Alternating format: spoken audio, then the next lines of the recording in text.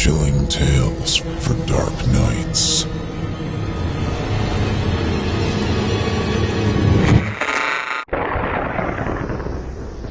This broadcast is fan-funded, so become a member at chillingtalesfordarknights.com and support our Patreon at patreon.com/chillingtales.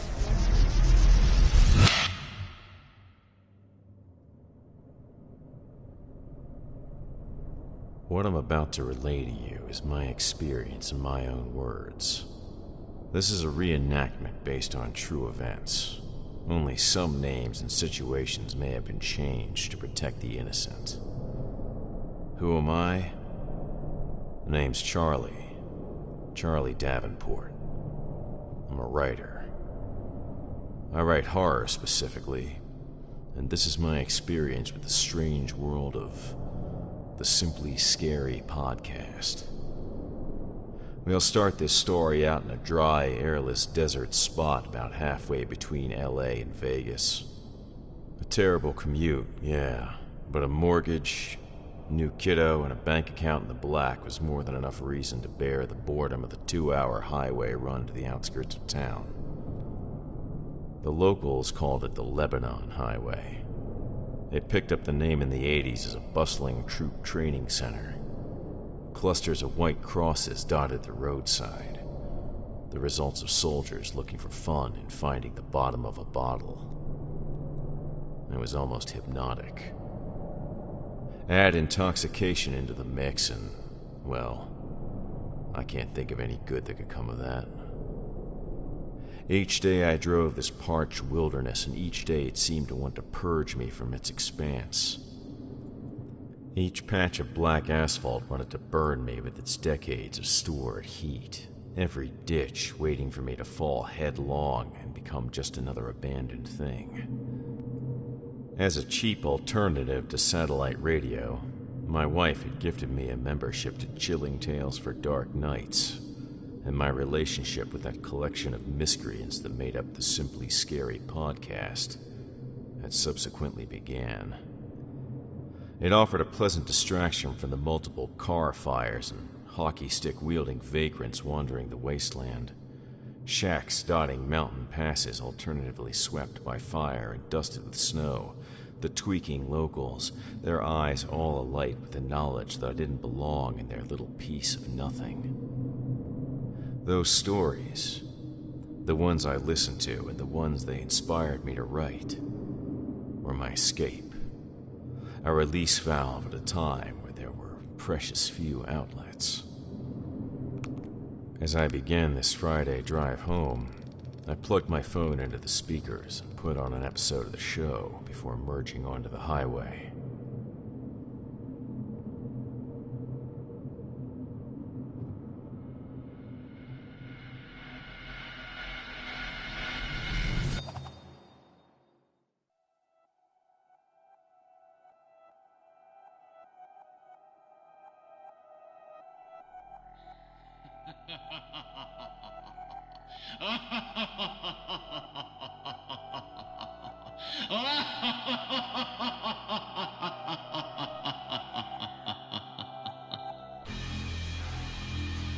Step right up and prepare to be unsettled. The ubiquitous car fires that occurred with startling regularity on this highway were transformed into the works of deranged lunatics, painting with destruction along this road between the fantasy lands of LA and Vegas, immolating its dark miles with a cleansing conflagration. You have left behind your safe reality and fallen into darkness. That hitchhiker wearing hockey gear and a captain's hat was transformed into an avatar of the Reaper himself, tending to those souls whose passing was only marked by those tiny roadside shrines. There is no escape, and there is no reprieve. I imagined a hermit with one unblinking eye could even be wandering between the devastated remnants of the shacks, ready to trade secrets of his mortal coil for a free bottle of rot gut. Welcome to the Simply Scary podcast, Season 2, Episode 12. The townspeople were transformed into a cult, sharing communally in some unspeakable secret. A mystery that bound them together for all eternity to that one spot in the middle of this great emptiness. I am GM Danielson, your guide through these twisted worlds of the most disturbed imaginations. The intrepid host began. Tonight's episode is our third in a series of episodes dedicated to one terrifying author and the fear that they can create. You are currently hearing the inner thoughts of your very own episode, Charlie Davenport. Wait, what? Yes, your stories will tickle the corners of our audience's minds, with horrors that will seem as familiar as they do unsettling. Your anguished anecdotes will show us the dangers of being considered one of our own. And now, to begin the journey.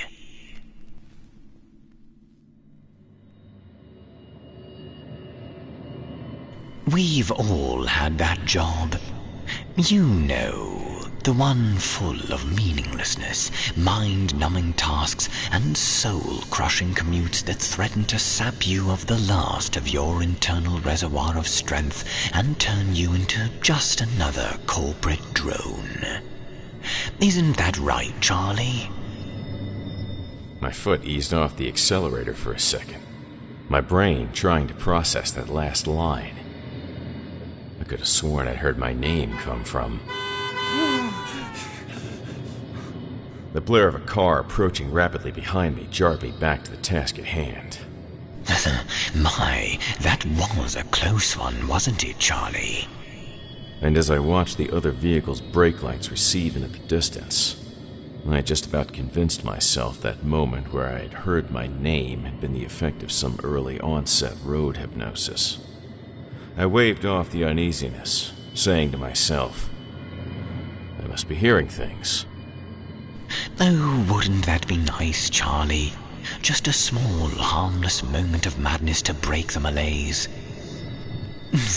Sorry, Charlie. It's not that easy.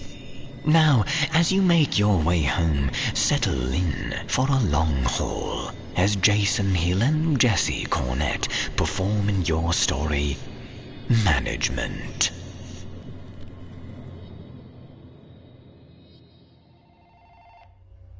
I woke. Slowly. Painfully. The sound of a phone ringing. My back ached from being hunched forward, so my forehead rested flat against the desk.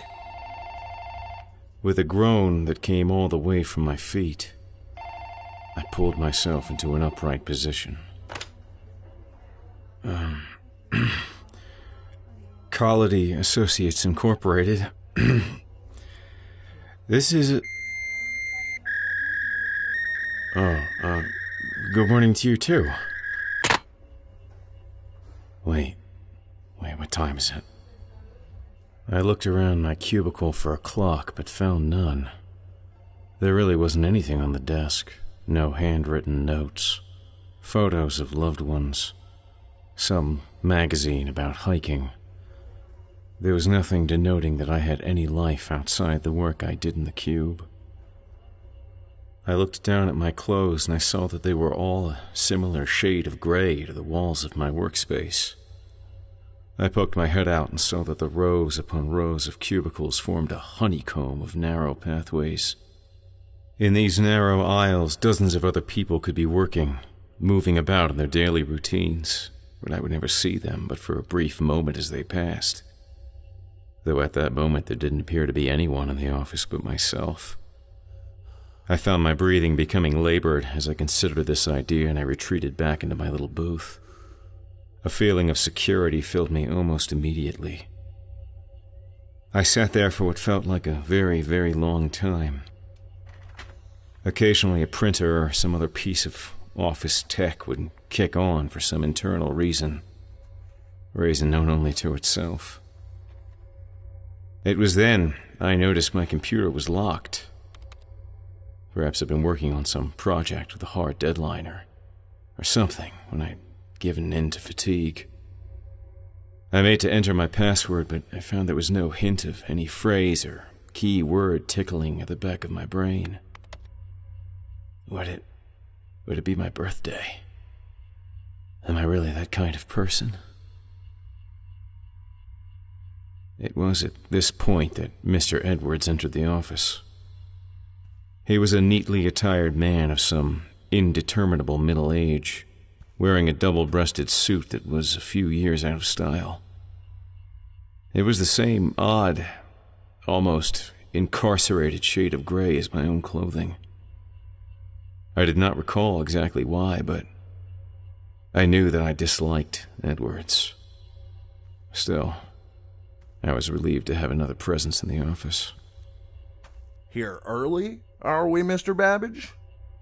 That we did not suggest that we were in the same group, class, level. Actually, tacitly stated quite the opposite. Yeah. I couldn't really sleep. My own voice sounded as though I was making neither a statement nor a question, but some muddled middle thing. Good. Dedication is a fine thing. He kept straightening his cufflinks as he spoke, looking just over my head rather than directly at me. Though they say that staying late or coming in early, which is it, by the way? He didn't really stop to allow me to answer. He only modulated his tone to suggest a pause rather than really allowing for one. They say it can be an early warning sign of corporate espionage. Should we be worried about you, Kyle? He smiled. It was as practiced as it was hollow. The translucently veiled insinuation had pushed me back a bit. No. Of course not. Edwards was a program manager, or at least that's what his official letterhead said. What he really was a specialist in minute details, an expert at talking to you about them for extended periods of time. He applied this skill in my direction at every given opportunity. That's an eye-catching tie, Mr. Babbage. The tone was friendly, conversational, and at complete odds with the look that filled Edward's eyes. He was a hungry, primal thing that had just found its dinner. The tie. I could admit it was a silly-looking thing. Cartoon frogs flashing peace signs, playing catch, boating, and a host of other anthropomorphic activities. Is there something wrong with it? Well, now that you mention it, I'm almost certain it falls outside regulations. He swept his hands out broadly to his sides. I expected some kind of orchestral swell to accompany the movement. Kyle, this office is a model of uniformity and efficiency. That's what allows it to exist and gives us our purpose. The efficiency is fed by the uniformity and vice versa. Now, certain bright spots of personality and individuality can be considered essential for dealing with customers. That human touch, as they used to say, and without a doubt, you are capable of that. However, I wish... Has your screen been locked this whole time? Yeah. Funny thing, I can't seem to recall my password. I guess I must have changed it recently. He pulled a device from his breast pocket that looked so slick and compact that it gave me no clue to its function. Believe it or not, this is ideal. There's a performance appraisal session, or PAS, today, and there are still a few open slots. He punched the flat and featureless face of his gadget a few times. You should attend. I wanted to tell Mr. Edwards that it just won't be possible. Simply too much work to do, but I started to feel distinct discomfort in my chest. A thin sheen of sweat appeared almost instantly on my forehead. Why don't you go to the bathroom and carefully splash a little water on your face? You look awful.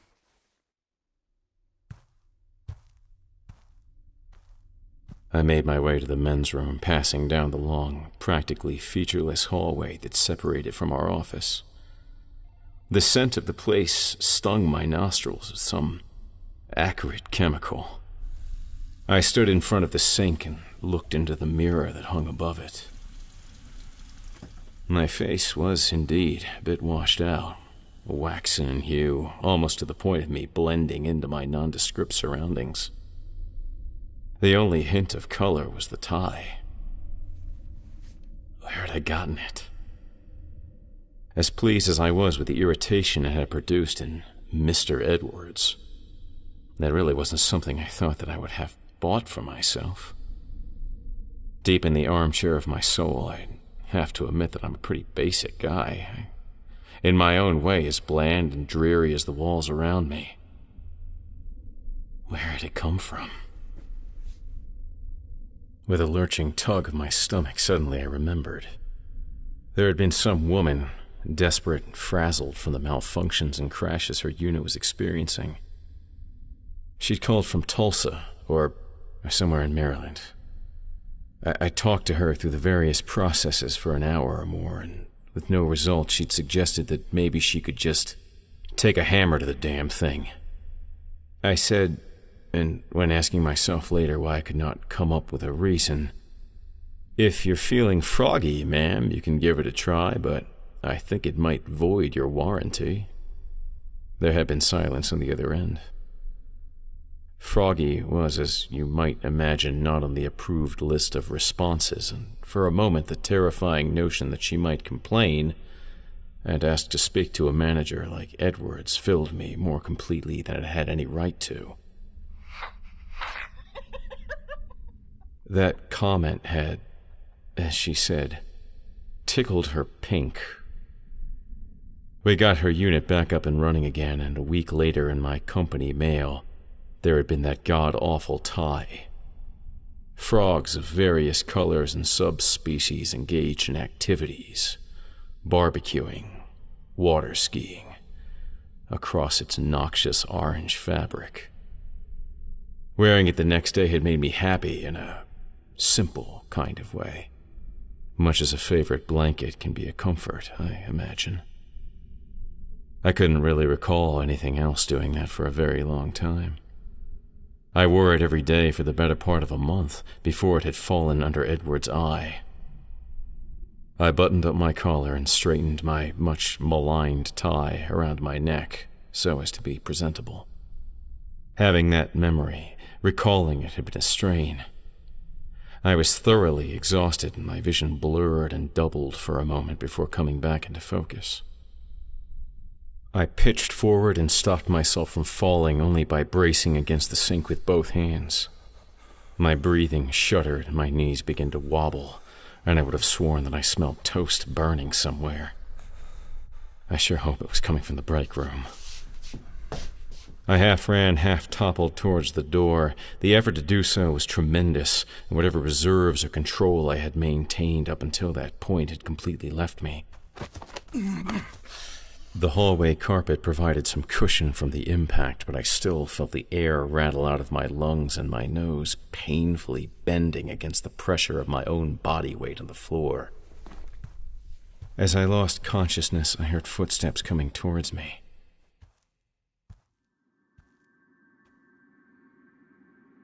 And then I was dreaming. Dreaming of a great open plain stretched on for as far as I could see. There were no features to the place. There was no landmarks. There were, however, dozens of men and women milling around. They either stood stock still, waiting for something, or simply wandered, with no preference for any direction that I could discern. I had been there for some time. How long, I didn't know, when someone called to me. Where were you born? A voice placidly demanded from my left. I'm sorry, did you ask me something? I turned but saw no one. What's the difference between a novel and a book? Intent. I said it without knowing why. I walked in the direction of the voice. What is your password? The voice had no owner, no body to restrain it. What time do you normally go to bed on a weekday? It echoed through the empty place, repeating a dozen times, and I tied to no particular direction. What is your password? Define relativity. What is your password? I spun again and again, trying to find the source as more peppered me from all sides. Where are your friends? What is your password? I don't remember. I felt heavy and hot, like boiled meat waiting to slough off my bones. I felt lips pressed right against my ear, brushing the lobes as they whispered. What is your password? Then I was awake and seated back at my desk. A clock and a framed picture of two older people I did not recognize had both been placed near my keyboard.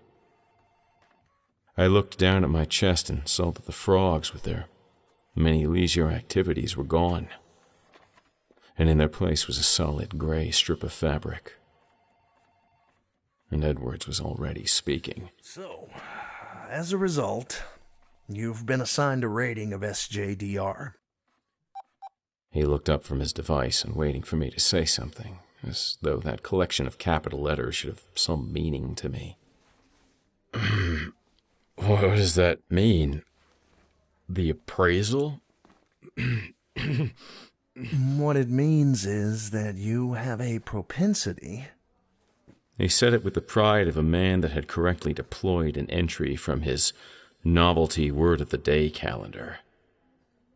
For a sensing, judging, disorganized, and reactive personality. In the period of time I was unconscious and then apparently tested, the rest of the employees had filtered in. They were all dressed in a similar hue and manner to myself. Not one of them seemed to take any notice of one another. They were all busy, staring at screens or brushing past each other with reams of paper in their arms or pressing phones to their ears. Well, Kyle? Do you have anything to say? He looked at me expectantly again, and was visibly irked as confusion crept over my features. Appearances are the key to things, Mr. Babbage. Even at your level.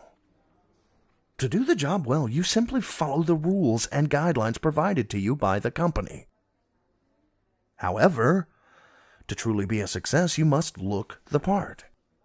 These flashes of wasted and misdirected energy, the tie, your desk looking as it does, they all hurt the image of the company. At one time, any of that would have been grounds for dismissal all by itself. Mr. Edwards, Edwards hefted his flat, gray box from his coat pocket and seemed to be testing its weight. He said, looking positively orgasmic as he pressed at a region of the screen, "Oh, do be quiet, Kyle." Edwards was officious, snippy, but rarely outright hostile. So at first I thought it had been the abruptness of his manner that derailed my train of thought. However, when I tried to reason with him, I found that I could no longer speak. My mouth hung open, and I heard the muscles of my jaw popping as I tried to force some form of sound up and out of my throat, but nothing came. I began waving my arms, trying to get anyone's attention, but the activity in the office did not seem to skip a beat. Papers were shuffled and phones were answered in unbothered, polite tones. The office door swung open to reveal a man in a turquoise boiler suit pushing a gurney through it. There was something about him that struck me as familiar, but I couldn't put my finger on what it was. His face was flat in expression, but not unpleasantly so. It was the look of a man waiting in line at a coffee shop with nowhere in particular to be afterwards. Soon he was at Edward's side, and in standing next to that self-important bureaucrat, I realized why he looked so familiar. Not in the way the others did, with a vague sort of sameness to dress and features. His hair was the same shorn and short length that robbed mine of any definable character. His eyes were the same, almost hazel color that I had seen in the bathroom mirror. All except for the clothes on his back. He was me. Sir, this is him, eh? Mm-hmm. And you've attempted the resets? Twice. Twice? Oh, hell. Well, now, that's a problem right there. Okay, fella. Well, we're gonna get you right as rain in just a moment or two. Don't you worry none, I had to do this a few weeks back. Even got a change of assignments afterwards. It was a blessing, let me tell you. My previously unknown twin moved towards me, placing a hand on my chair and spinning me around. I personally blame the introduction of middle names. It makes them feel as though they're unique. Nothing good can come of that. Jumpsuit Kyle spoke as he dropped his arms around me from behind and proceeded to ragdoll me towards the gurney. I do see your point, sir, but you do have to consider two things. I drove my elbow into his ribs over and over again. He never grunted or even broke the folksy rhythm of his speech, even as he slammed my face down. The pain that coursed through me, chest bone to spine, scrambled any action or thought I could have attempted. With the sheer number of employees today, the old designation system, well, it just can't keep up. Perhaps, but does a customer in Illinois or Minnesota care if they're speaking to Kyle A. Babbage or Kyle B. Babbage? I assure you they do not. I could not agree more, sir. I could not agree more. Just that the company thinks otherwise. And plus, for all the issues we've had with this model, we've also gotten the most positive customer response for the last 4 fiscal years straight. Can't say why, sir. I guess we're just people persons. Well, I don't understand it myself, but the company knows best, I'm sure. Oh, I'm sure they do, sir. I am sure that they do. How successful is the program? Mr. Edwards asked. Oh, it's very successful, sir. Very successful indeed. I have not had to do a full dismissal in a couple of months. Oh, about that. How do we do it if needed? Is it just a simple deactivation protocol? Is there an app? Well, most times, sir, it's just like that. Most times? Well, it's tragic to say, sir, with a glitch of this nature now and again, there can be some significant side effects. Oh. Such as? Well, abnormal motor behavior, delusions, hallucinations. We had one unit last week that had suffered a full protocol break in line at the cafeteria.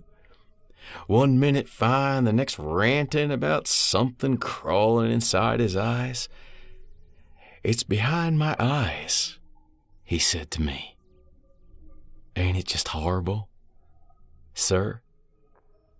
Mr. Edwards spoke in the hushed tones of a small boy that had just been told the boogeyman was real. I can't imagine they're allowed to run wild in that kind of state. What do you do when that happens? "Oh, you have to do a manual shutdown. Full dismissal, sir." Would you do it right here? Right where he stands? "Used to, sir, used to, but it seemed to upset the others. We just take 'em down to the old sub-basement now, if it comes to that.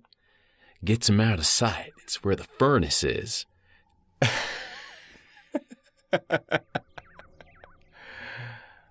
It just keeps everything so good and simple. Oh, fine then. Something sharp was suddenly at the back of my neck for just a moment before plunging through my barely resisting skin. My chest instantly jerked off the padding of the gurney. My arms and legs snapped up and down like sheet hung out to dry in a hurricane, and my hands twisted into palsied claws. There was a loud crunch as I drove my nose into an uncovered metal portion of the gurney. "Don't you worry none, sir. The ceramic substructure's weakest point is the nasal assemblage. Easily repaired or replaced. No extra charge." Certainly. So, you're sure you won't have to shoot him? "Manual shutdown, sir. And no, I don't think it looks necessary." As the pain grew, I felt a calm start to settle over me.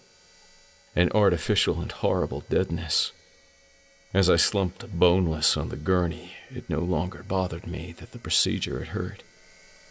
In fact, I no longer felt one way or the other about it. The birth date I had never had, the street address I now knew had never lived on. All of that was still there in the whatever manufactured mess passed from my brain. But none of it was mine. I just dangled there, not saying a word, patiently waited for them to remove the straps. "Sir, if you would be so kind." Ah. Are you sure? "Well, he seems all right, sir, but I'd like to test functions just to be certain." There was a beep like the others I'd heard, and I knew I could move again, but I felt no desire to. I really didn't feel any particular desire at all. "Now you just relax and just let me get that there for you, buddy." Kyle B. touched the back of my scalp, and there was a click as the device let go of the housing in my neck.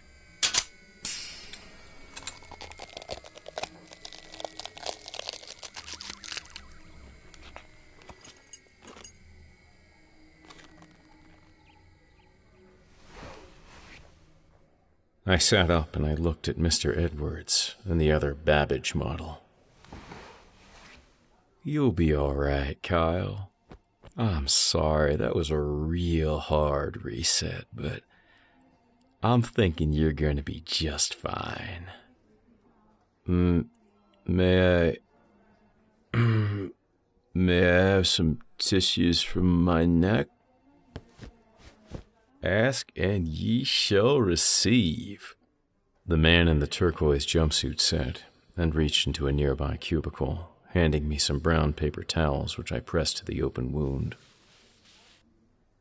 That will heal, of course. "Yes, sir, he will be as good as new in no time. Do you feel like taking a little rest, Kyle?" The phone on my desk rang, and I slid off the gurney. "Thank you, but I think I would like to get back to work now, if you don't mind. I picked up the line and gave the standard opening from the script. Quality Associates Incorporated. This is Kyle. Well, he seems to be getting right back on track there, sir. I do believe I will leave you to it then. You are sure, right? At this point, well, we'd know if the process had failed. For a case like this, there are rarely any further glitches. Occasional appraisals and maintenance, of course. Kyle sounded just ever so slightly annoyed, but I could no longer be totally sure. Trying to guess was like listening to a foreign language that I had studied at some distant point in my past. But it does happen. I've heard that from other managers. What if he pops off again? Well, sir, in the very unlikely case that he pops off again, you just get yourself on the old telephone and dial maintenance, and either I or someone else from the department will be by to fix it. Actually, are you feeling okay, sir? You seem a bit jumpy. No, I'm fine. Are you sure, sir? We have another appraisal scheduled at noon.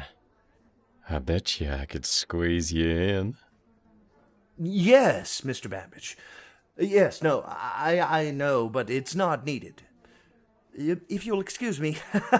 Many calls to answer, you know. Of course, sir.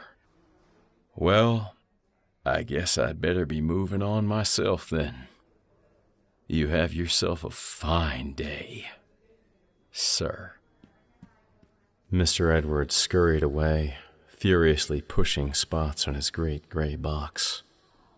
He did not look back in our direction. The man that looked like me did not walk away, but turned and regarded me for a moment. I was speaking with a gentleman from Colorado who was having difficulty with his unit's performance. Something about it crying all the time. The customer continued to explain the issue to me, and I looked questioningly at my counterpart from maintenance. The other Kyle Babbage smiled warmly. Hey there, buddy. Little something in the drawer for you. He turned away without saying another word and quickly stepped out into the hallway. I pulled open the drawer of the filing cabinet under my desk, and I saw my frog tie laying on top of a stack of papers. I stared down at it and felt an echo. Something struggling to be heard through layers of cotton. I felt an odd swelling pressure filling my chest. Before I knew what I was going to say, I uttered the word. Froggy. What? Have I been transferred? No, sir. I'm still here. I'm sorry about that, sir. So you think you can solve the issue? Yes, sir. I believe we can resolve this issue. Customer satisfaction should be important. Yes, sir. Customer satisfaction is the most important thing. I spoke with the man for several more minutes as I felt the change take hold of me again. Eventually, we got his unit back in proper parameters, and the customer agreed to take the satisfaction survey. As I hung up from the call, I let my head dip down, coming to rest, my whole being against my palms, my elbow planted firmly against my knees. I stayed in that hunched-over posture for a full minute, and then the tears finally started to come.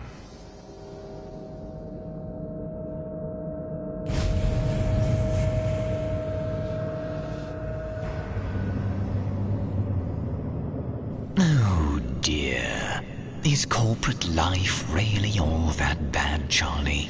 You make it sound all so dehumanizing. Though I'm not one to judge. I haven't worked in an office in aeons. As the road stretched out before me, snaking towards the horizon, I found myself thinking of a Mobius strip. Already uneasy, I tried to push the thought out of my mind. My eyes flicked between the road and the display on my radio. I was considering pulling off to the side of the road when the puppet chimed in. I wouldn't do that, Charlie. The people out at this time of night, well, they may not exactly be people, you know? In the strictest sense of the word. I looked out the passenger window, noticing for the first time an old beater of a pickup had been keeping pace with me. We were passing through a section of highway that had some massive lights providing pockets of illumination, casting everyone in a yellow onion peel glow. There were 4 men in the open truck bed, all of them looking like they'd had a rough day at work, all of them staring right back at me. The ancient Ford slowed and afforded me a view of the 2 men up front as I gained some ground on them. They both glared at me with the same unwavering intensity. I pressed hard against the accelerator, the automatic transmission bucking forward like a wild horse. That's right. Just stay on the road, Charlie.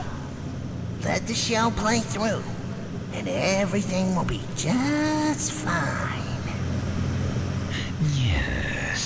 Yes, and do keep your eyes on the road. Certainly, that was something your mother taught you. But that's a bit of a sore subject, isn't it? We will delve into that darkness when we return. Hi, this is executive producer of the Simply Scary podcast, Jesse Cornett. Now, you can experience music and much more craziness from me and my production company, Pleroma Productions, in the future. Keep up with what's going on by following me on SoundCloud at www.soundcloud.com/Pleroma Productions-LLC. You'll get to experience music and much more from the revolving door that is my psyche, along with other treats still to come. You can also keep up with my buddy Archie Carlisle for the lowdown on upcoming material from Pleroma Productions as we lay the groundwork for more important independent entertainment like you've enjoyed here on this show. Yeah, that's right. Just look for me, Archibald Carlisle, on Facebook and on YouTube. Thanks, buddy. And I want to personally thank all of you for being there as fans of the Simply Scary podcast and Chilling Tales for Dark Nights. And now, boys and girls, back to the show.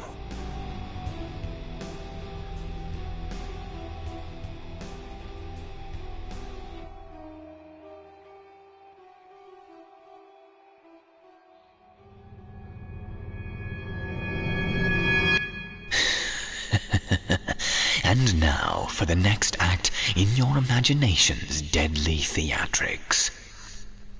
We can all relate to the pain of losing a loved one, when the space that was previously occupied by the warmth of another's love for you becomes vacant. Occasionally, something far more sinister can fill that void. Settle in for fear, Charlie, as the talented Benjamin Lissman performs on film.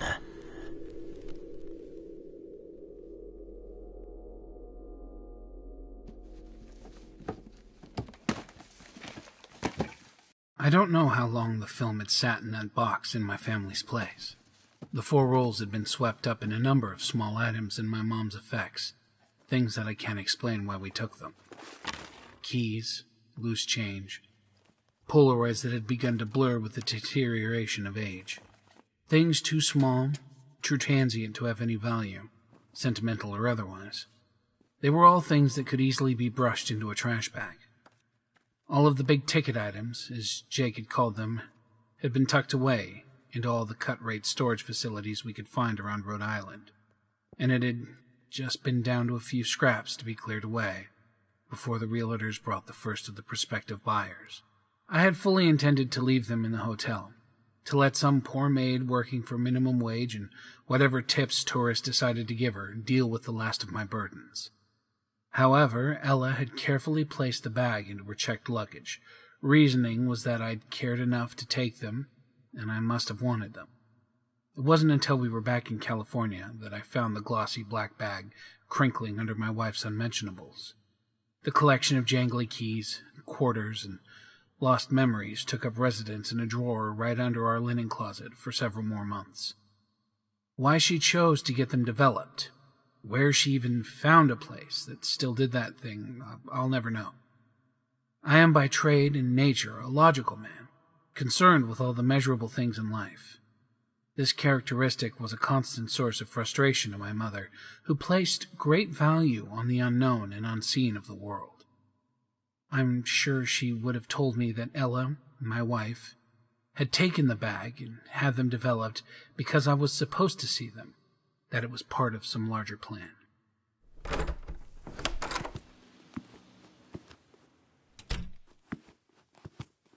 I came home after battling Friday traffic and saw a manila envelope sitting on our dining room table with my name and a note scrawled across it in thick black marker. According to my wife's message, each roll had held only one photograph each. This odd little fact was enough for me to sit down and take a look. We had some of Mom's pictures hanging at the house, the same kind she'd sold at her roadside shop. Ansel Adams-style landscapes and snapshots of small towns, New England, that Norman Rockwell would have loved. Panoramas of the ocean in full roar, tossing fishing vessels into random peaks and valleys. The town commons on the 4th of July filled with bustling crowds of people carrying plates of barbecue and children filling the foreground as they raced past with their sparklers blazing. Tourists to our sleepy little town purchased them in numbers high enough to cover the heating bills in the winter months and the dark room chemicals she needed year-round. She loved the town and the people that resided there in a way that shone in every one of her pictures. Mom always proclaimed that if you hadn't been born with the good fortune to be from Hampton, Rhode Island, you could at least take a piece home with you. Looking at them filled me with a profound sense of regret. The images in the folder were far different from what I was used to from my mom's lens. The first showed a heavy early morning mist wrapping itself around tall tombstones, monuments to settlers originally from the Plymouth and Massachusetts colonies, and the generations of their descendants that had lived and died there, all of them now feeding the soil. I recognized it as the Bicknell Cemetery, right across from the house I'd grown up in. I'd passed by it every morning and evening, looked in at it, sunshine and in shadow every day more or less for 18 years, but I'd never viewed it this way. The color had been bled out of the shot. At first I thought it was in black and white. The lawn was the only splash of, well, life in it. With all the mist in the air, the grass should have been verdant, but it was pale, bleached, a brutalized imitation of green. Even still, as I held the picture by the edges, I swore I could almost feel the dampness. My mother had never understood my motivation for moving. She couldn't bear the thought of me living out there, not just out of Rhode Island, but in California, of all places. I could still remember the phone call where she'd outlined all of the deaths in L.A. County via natural disaster or crime every year. Earthquakes, brush fires, mudslides, and that eternal dryness were as close to her idea of a living hell as she could imagine. I took a slug from the beer, which quickly became a gulp. It was bitter and cleansing. I rubbed my fingers together absently, and I found they were wet. In my opposite hand I held the bottle, beaded with sweat. Another gulp, and before I knew it, the beer was more than half gone. I set the photo aside, feeling exhausted by the effort of simply looking at it. The next photo was of a single mailbox. I didn't recognize it first. There was a long row of trees behind it, allowing no view of what lay on the other side. Across from it, there was another long stand of trees, both sides forming a border to a road that stretched out towards some point in the distance. The quality of the light suggested that it could have been taken around midnight, but as this photo was actually black and white, it was difficult to tell. It was as empty and still as the first photo had been, but I had the sense of an intense sort of life to it, like there was something rustling just around the edges of what it had to show. I still could not place where in Hampton this picture was taken. I wondered for a moment if my mother had gone out of town, taken a photo of some far-off location, like a neighboring village or state. I decided it was unlikely, as anything over a 20-minute drive was, by her standards, a long haul. When I'd invited my mother to our wedding, she was overjoyed. She'd met Ella a few Thanksgivings ago, and had by the end of the meal she'd nodded approvingly. My wife was the kind to speak her mind on all matters, and she was funny when she did it. Traits that bought a lot of stock with Mom. As we were leaving for the airport and she was wishing us a safe journey, she pulled me in close. Tommy, she'll fit in just fine. Then she smiled warmly at us, waving as we pulled out of the driveway. My heart sank all the way to my ankles. Her initial joy and approval soured when I told her the wedding was going to be in California. My grandmother, who still lived with Mom at the time, couldn't make that kind of journey, and there was no way she could leave her alone. I told her that having the ceremony on the West Coast was just a practical matter. Ella had more friends and immediate family than I did. My family's inner circle had been dwindling for years as my hometown battled through financial hardship. More and more of the year-round residents had pulled up stakes.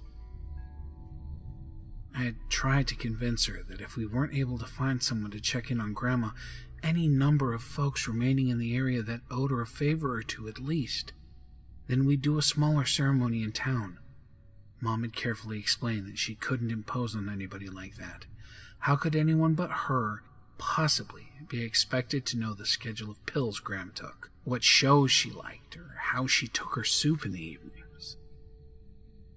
Tommy, you needn't bother with another ceremony. I felt a dribble of sweat run down my back, and I got up to check the thermostat. Ella had set it to a steady 78 degrees. In a few moments, the house cooled considerably. I pressed the back of my hand to my forehead, and it came away moist. I went into the kitchen to grab a dish towel and another beer. As I came back into the kitchen, the picture of Bicknell Cemetery was face up near the edge of the table. I could have sworn I'd placed it face down. My eyes fell on the photograph of the mailbox, and seeing the two side by side let something fall into place.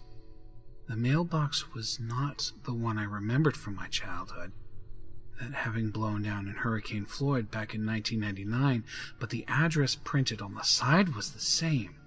8601 Seconnet Lane. The mailbox was in front of my house, my mother's house. Across from it was the cemetery, but the trees, placed so tightly together, prevented any sight of it even in the bare skeletal state they were in the photo. Similarly, my house was at the end of the winding half-mile of driveway, very much concealed until you rounded the final bend. My mother had told me when I was 9 that the street had been named for the tribe that lived here years before even our family had settled in the area. When I had asked her where they lived now, she'd said that they hadn't gone anywhere. She told me that if I listened closely at night, I'd hear them roaming around the woods, angry at having their home taken away, looking for revenge. Oh, how she'd laugh when she'd found me under the blankets that night, with a flashlight blazing away and my eyes wide in terror. I looked again at the address on the side of the solitary box. It was very clear, even in the gloom, and I wasn't sure how I could have missed it before. I pulled on my beer, closing my eyes to savor it, and when I opened them, my house was dark. Ella had bought thick, insulated curtains to shut out the harsh California sun. It was easy to lose track of time. I pulled up my phone and saw that it was nearly 8 at night. It was also a voicemail from Ella. She was working late, and if I hadn't already, I should probably go ahead and grab myself something out of the fridge. Wasn't a bad idea. I'd sat at the table for just shy of 3 hours, and I had a sickly kind of buzz in my head. Beer on an empty stomach, something Mom had always warned me about. I picked up the envelope and saw that there were just 2 pictures left inside. I nearly got up then. Nearly went to the kitchen and made something for me and my wife to eat together when she got home. Nearly. One of the last times I'd spoken with my mom, she told me that when I came home that year for Christmas, I'd better spend as much time with my grandmother as possible, as it was likely to be my last chance. Well, I'd heard some version of this every year since I could remember, and despite knowing that it was entirely possible, the frequent repetition had deadened its impact. We'd established a leapfrog holiday schedule since we'd gotten married. One year it'd be Thanksgiving at my family's and Christmas at Ella's. The next year the locations would swap. Every year I would get a call expressing the pressing concern of Grandma's mortality. Were those people out there really so much more important than my own family? Was she really going to have to suffer another holiday without her children? This had only gotten worse since Jake had married and spent most holidays with his in-laws after 4 years. I'd finally had enough. I don't remember all the words that were said.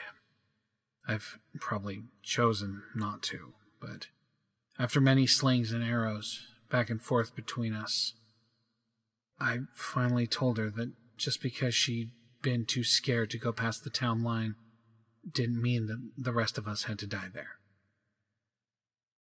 My mother grew quiet. I began blathering into the receiver. I was sorry. I didn't mean that, but she had to see that she was being unreasonable, didn't she? A marriage was give and take. I couldn't expect Ella to give up her family for mine. That wouldn't be fair to her, would it? My mother's end of the line was silent for a while. And then she said, Well, Tom, it seems you've made your choice then.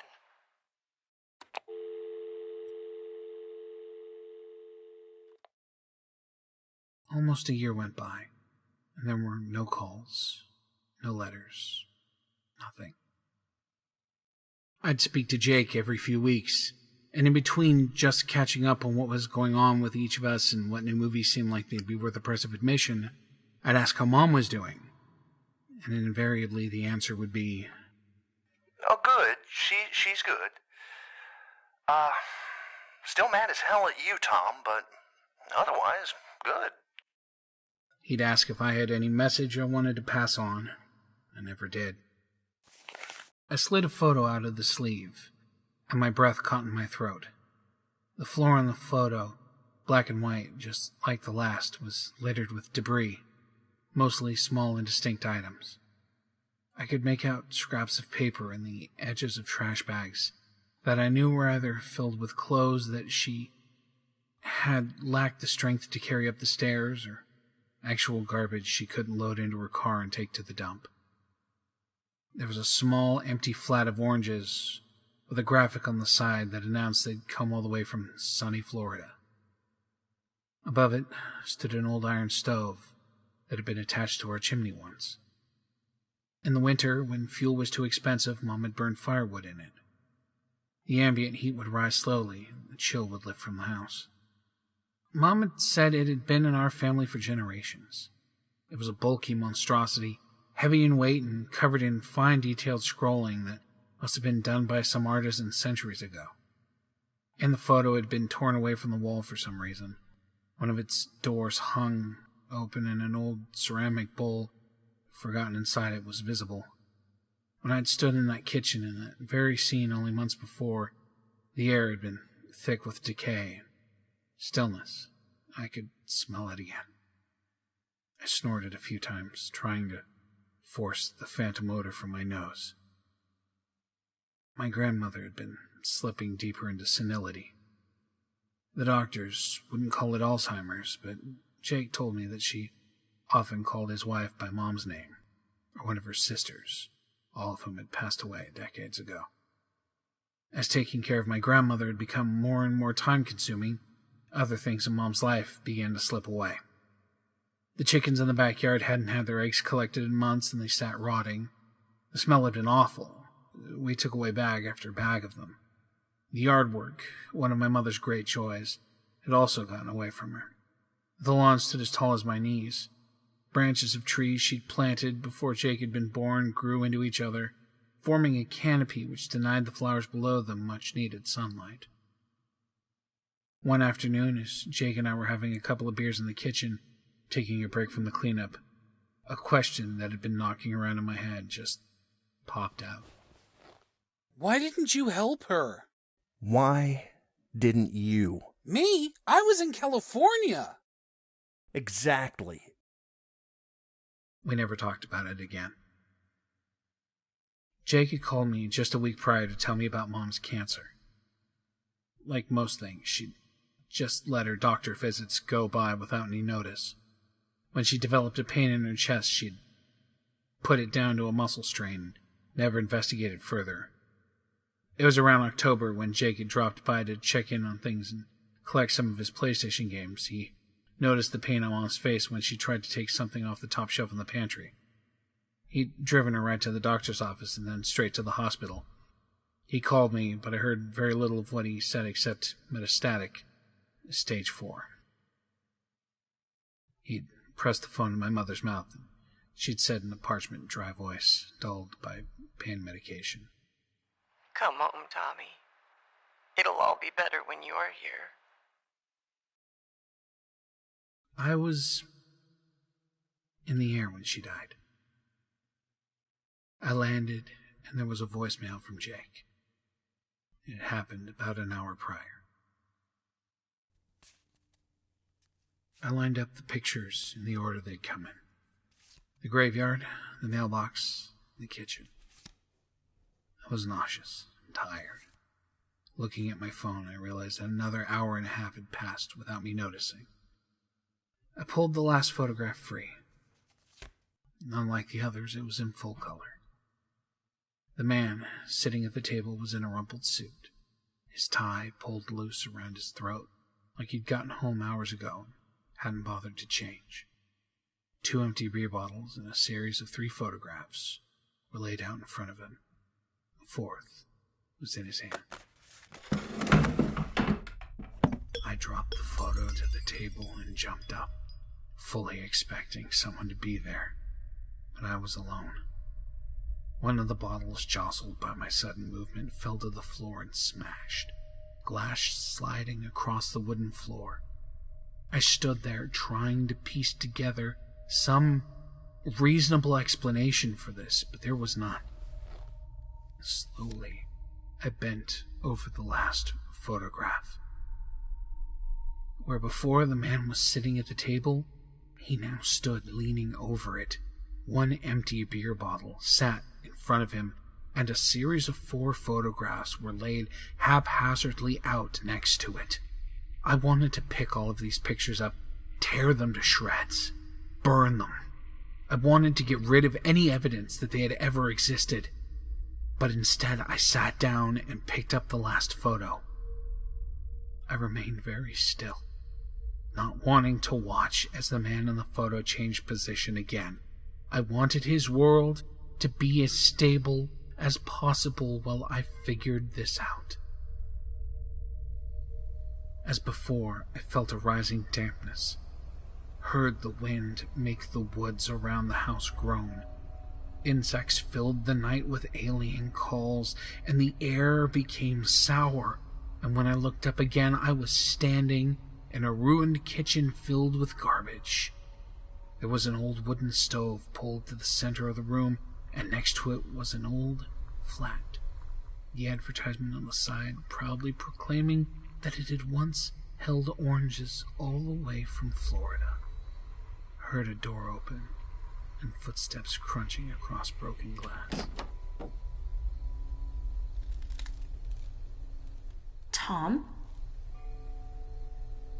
What's with all this? Tom, are you here? Ella, I'm here!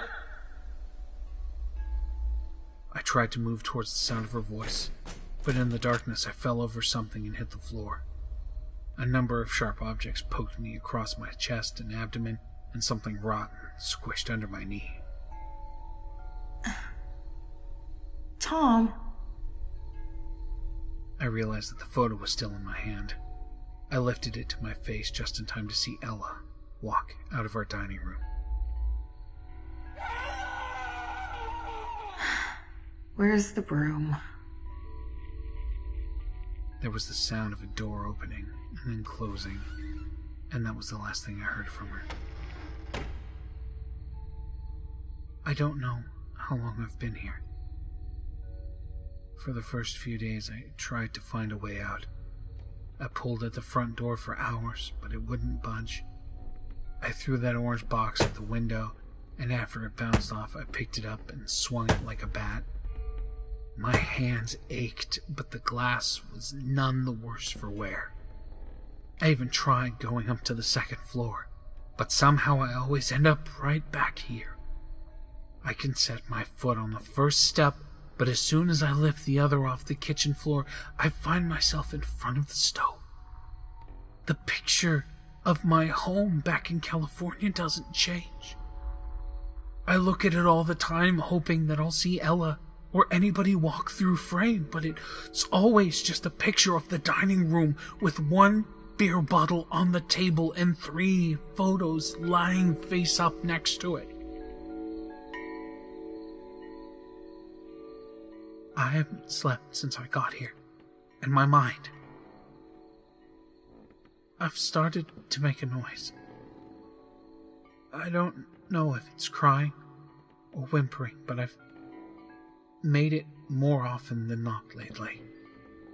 I don't mind though, because when I stop and there's no wind blowing through the trees and the bugs stop their piercing chirps, the smell of decay will get stronger in that quiet, and that absolute quiet, and I hear a voice, parchment dry, dull, by pain meds. Come on, Tommy. It'll all be better when you're here.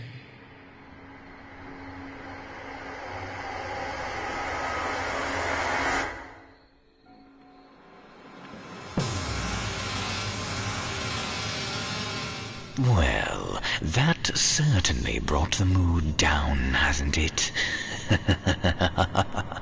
Your tale of loss has given even my cold heart a pang of sympathy. Oh, what did the kids say, Jim? Oh, the feels. Oh, and on the subject of children. What a segue. It's almost as though we planned it. Don't you dare. Oh, yes. After this brief message, Charlie, we will see what else your warped mind has in store for us.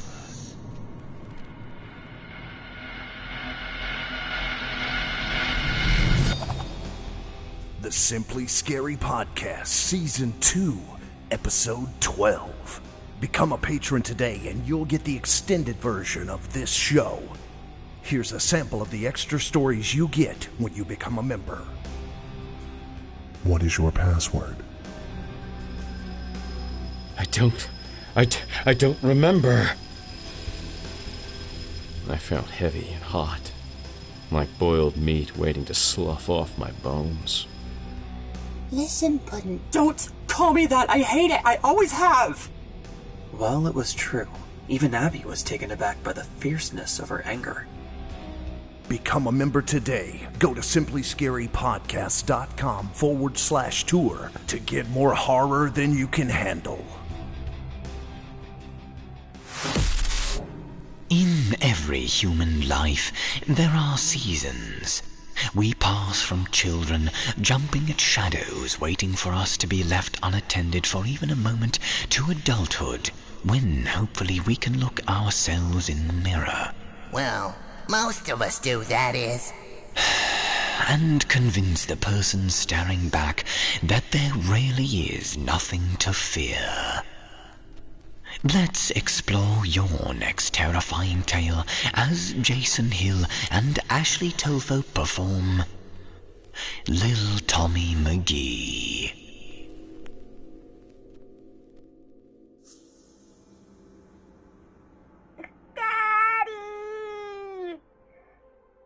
From the monitor on my nightstand, I could see my son staring expectantly into the camera above his crib.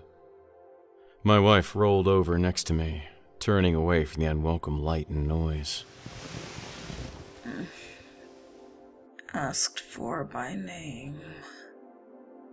She was exhausted from earlier turns soothing the boy's discomfort as his incisors dug their way up to the surface.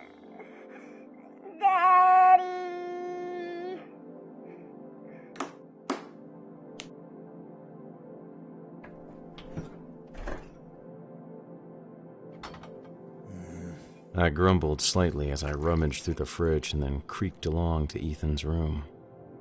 I inched the door open as smoothly as I could and was greeted with my own reflection. The crib sat in front of a closet with mirrored sliding doors, the sort of style choice that had gone out with the popcorn ceiling and wood paneling.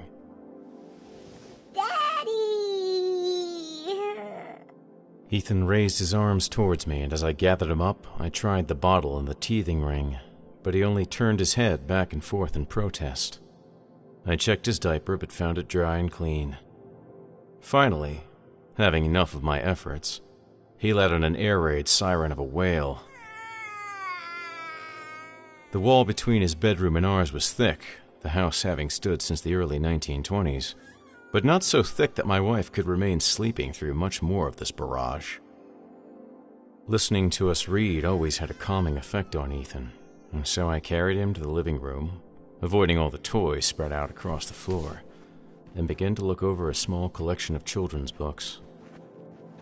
We had pretty much gotten all of them from the Lewis family next door. They'd been lucky and bought their house at the bottom of the market, but with 2 kids, each one now needing their own room, it was time for them to move on. We'd picked up a load of things for Ethan that day. A radio flyer wagon, rocking horse, a couple stuffed animals.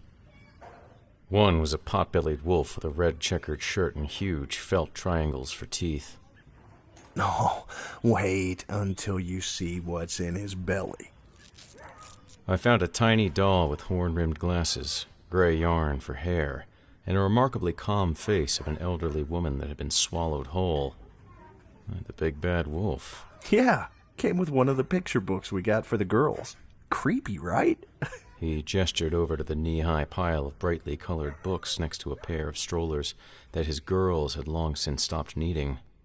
You guys want any? For the price of $1, we got a dozen classics. Peter Rabbit, The Cat in the Hat, Goodnight Moon. All stories most folks can remember from their childhood.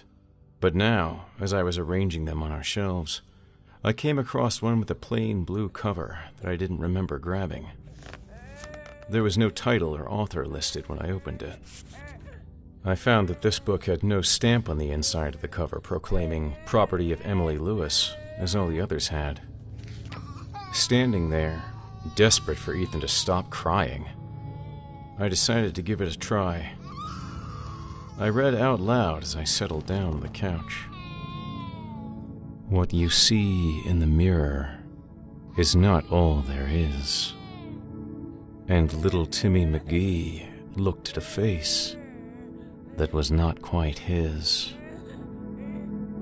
The line was odd, and I felt my nose scrunch up as though I smelled something foul.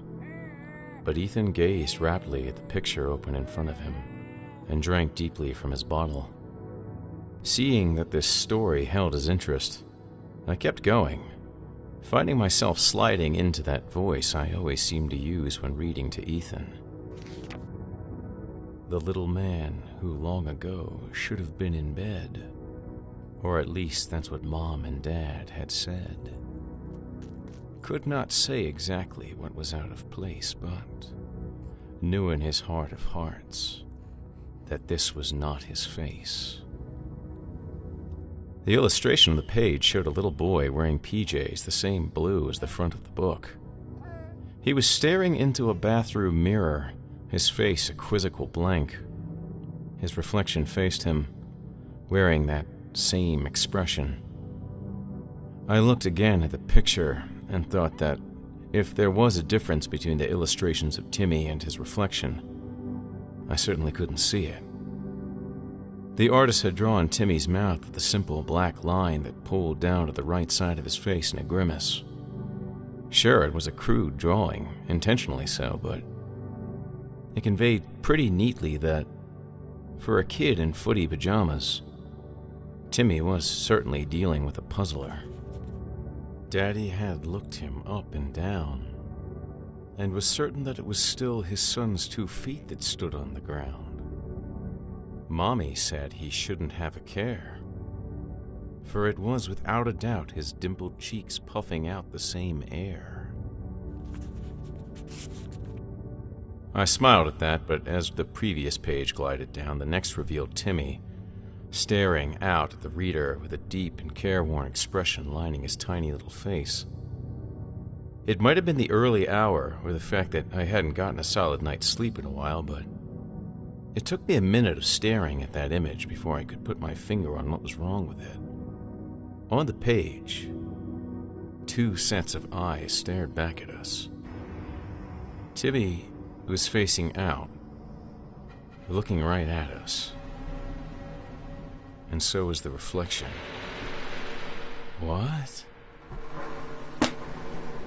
I snapped the book shut and involuntarily flung it to the far end of the couch. After a moment, Ethan let out a confused and wounded wail, and I looked over towards the bedroom where my wife slept. I retrieved the storybook and sat back down, scolding myself for freaking out. Clearly, I had let the sleep deprivation and the absolute stillness of my own house at 3 a.m. put my nerves on edge. I opened to what I thought was the same page, but Timmy was once again facing the mirror, and it was only his twin, his reflection, that stared out at my son and me. I flipped back and forth, thinking that I must have seen it earlier or later in the story, but I just couldn't find it. I was certain that there had been 2 identical faces drawn with matching flat eyes glaring up from the page. Except that identical wasn't quite the right word. Timmy had looked blank, worn the face of someone who had seen too much, but his reflection had been smiling, with a wide, wild show of teeth. Its eyes had been alive with delight. As my eyes searched through the pages for some explanation, Ethan's increasing irritation convinced me to begin reading again. The nose, yes, it was mostly the same, and he was certain his thoughts were rolling across the same little brain. His breath was no sweeter, his hair no neater, his eyes were still green, not blue. So what his parents said had to be true. The next page had a reassured-looking Timmy leaning away from the mirror, the worry lines around his saucer-like eyes fading. He leaned back and let out a breath. He was not an Andy, a Gary, or a Seth. He was little Timmy McGee, just as he'd always be. And that felt like a pretty good place to put an ending. All that was left was to drop in a moral about accepting yourself or something like that, and we'd be done with this. Timmy would crawl into bed, and then hopefully so would Ethan. It's good to be me, said the relieved little boy who was still Timmy McGee. But then there came a tap, a sound against the glass like a little slap. You're little Timmy McGee, age 3, and you're just like me. The teeth, the eyes. To look too closely is probably unwise. A voice like his cried from the mirror's other side, but Timmy did lean in and saw a smile spread too thin, too wide. There were too many teeth, and it was all wrong inside. Truth be told, out here it's ever so cold. We've been here for quite a while. Please stay and give us a smile. We're full up to the brim and ready to come in and say hello to our little friend Tim. I stifled a yelp as there was a cold splash against my leg. The bottle had fallen from my son's grip and icy milk leaked between its threaded seams. He looked up at me with heavy-lidded eyes. He pressed his cheek against my chest and let out a deep, rattling sigh. My bleary vision took in the clock, and somehow 2 full hours had passed. A moment or two later, he was deep asleep, and I was sliding the book back onto the shelf with an unmistakable sense of relief. I thought that I could go my whole life without ever knowing what became of Timmy McGee. I moved as quietly as I could to Ethan's room, keenly aware of every groan. Rising from the floorboards as I walked down the hallway, which felt like it was a mile long. I had rarely been so tired. My eyelids kept sliding down in front of me during my trudge, and my thoughts moved like greasy sludge. I lowered him into his bed, and I heard a chime as if in my own head. I looked into the mirror, and with the dawning fear, I realized I was not the only one here. I counted as the little one began to snore. In the mirror there was him and me and one more. In my mind, new ideas began to grind. These notions were not mine. They'd taken up rhythm. They'd taken on rhyme. And again, I heard the chime. I shook my head violently, trying to dislodge the strangeness of those foreign thoughts.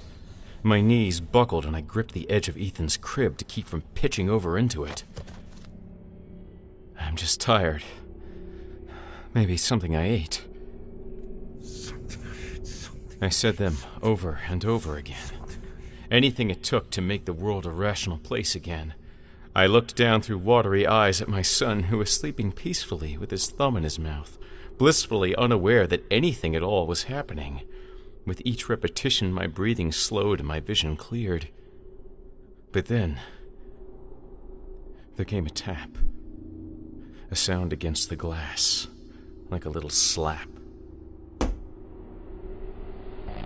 I've been standing here, staring at myself in the mirror for the better part of 2 hours.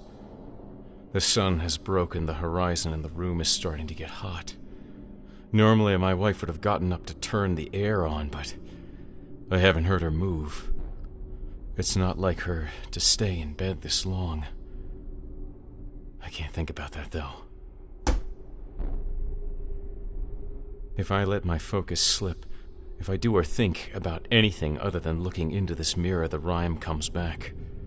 I have to fight like a drowning man to claw it back out again, and after I feel so weak, like the weight of my own body could buckle my knees at any moment. If I look away or blink, I think it moves without me. A smile, a twitch as it inches itself closer, but why? I have no idea. You see, I didn't finish the book.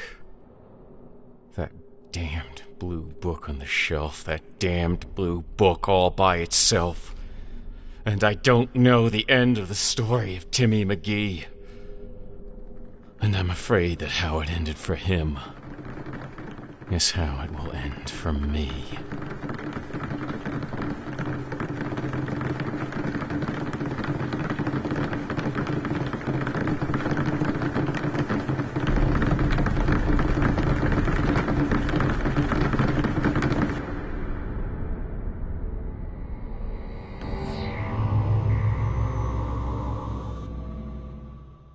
Once again, Charlie, I can emphasize, I have my own little one to care for.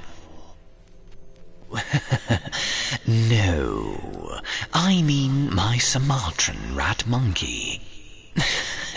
and having so many mouths to feed, Charlie, can certainly eat you alive. Much like our own intrepid author has discovered. As the insanity wrapped up, I had hit the city limits. By ignoring all traffic signs and lights, I made it to my house by the time the last story had finished. It occurred to me that there are no streetlights down my road, so if some deranged schizophrenic and his puppet companion were lurking there, I might not even have seen them. The nature of this lunacy stuck in my brain as I parked the car and sprinted to the front of my house. All the lights inside were off, and I threw open the door. Inside, I found nothing.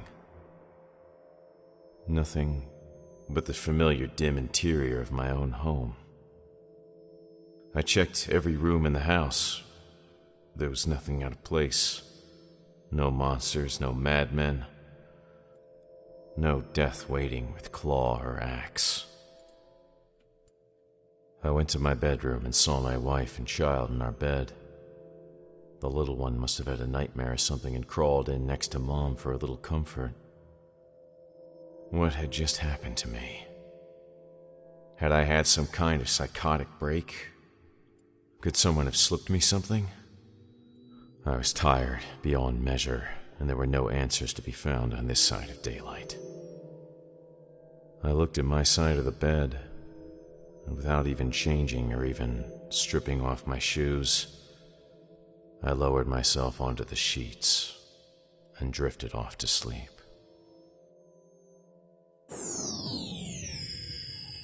So, is it natural for him to be all distant like that and staring off into space? And, I guess the drool is normal too, right? Well, I guess technically, as long as we get the stories before his brain ceases to function, we are all good. And now to end this mental violation of one of our treasured authors. After a brief word, we will return for the final leg of our journey.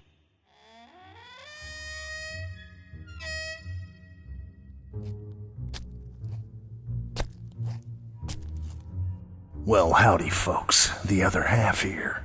You want this show to keep going, I know, but we do that with your support.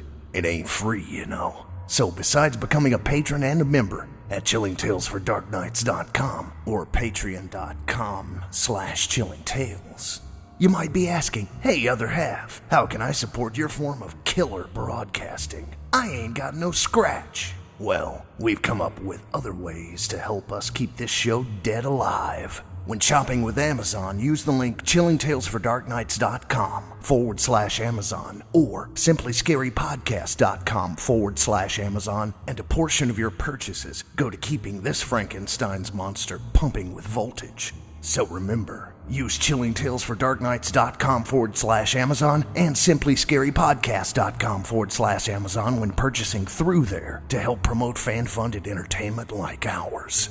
Now, back to the show.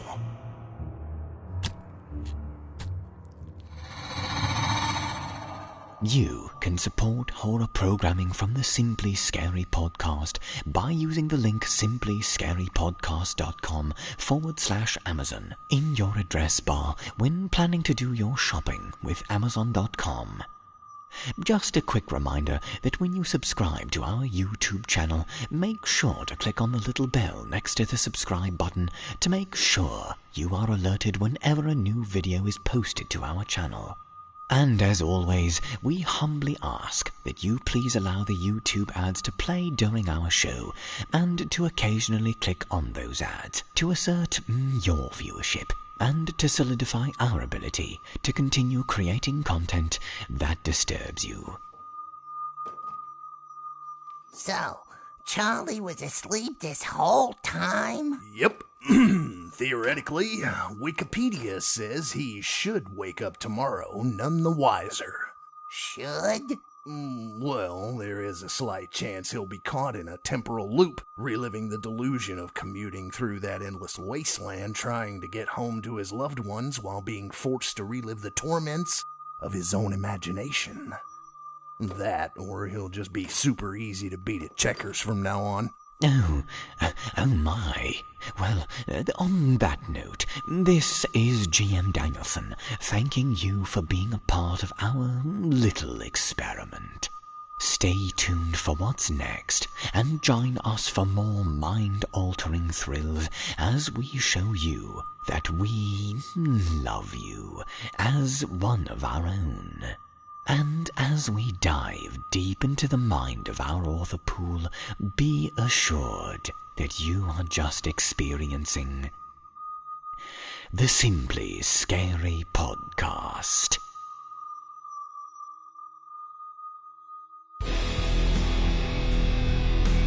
This is executive producer Jesse Cornett. If you like what you hear, be sure to check out more from these authors at simplyscarypodcast.com. There you can find all information regarding the show and the stories appearing here in our podcast. The Simply Scary Podcast is a production of Chilling Entertainment. The Showcase is written and produced by Jesse Cornett. The host of the Simply Scary Podcast is GM Danielson.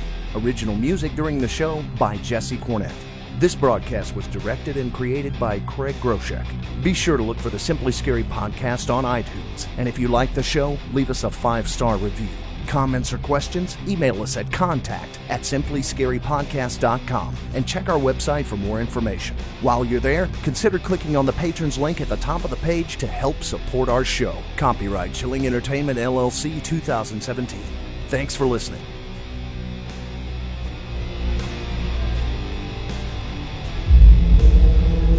Chilling tales for dark nights.